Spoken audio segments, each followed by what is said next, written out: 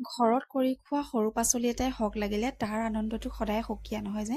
বজাৰৰ পৰা মানুহজনে বিলাহী আনিছিলে যোৱা বছৰে হয় এই বিলাহী পুলিখিনি মানে বৰ বিলাহী বুলি কৈ পেলাই দোকানীয়ে দিছিলে আৰু মানুহজনেও বৰ বিলাহী পুলি বুলি কৈ আনিছিলে কিন্তু পুলিবিলাক লগোৱাৰ পাছত এয়া কণ বিলাহী হৈ গ'ল মানে অসংখ্য হৈ গ'ল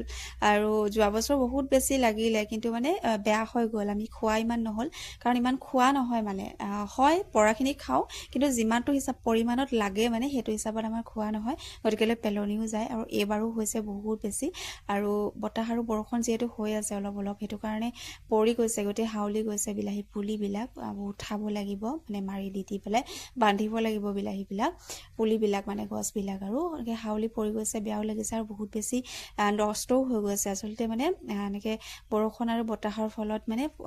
কেঁচা বিলাহীবিলাকে পৰি গৈছে আৰু পকাবিলাক মই যিমান পাৰোঁ ছিঙি লৈ আনিলোঁ আৰু কেঁচা বিলাহীও আছে বহুত বেছি আৰু লাহেকৈ এইবিলাক ছিঙিব লাগিব মানে কি হৈছে পকিবলৈ বুলি লওঁতে ৰৈ থাকোঁতে এইফালে বতাহ বৰষুণে গোটেই নষ্ট কৰি পেলাইছে বাহিৰত মানে বতাহ এজাক থাকেই এনি টাইম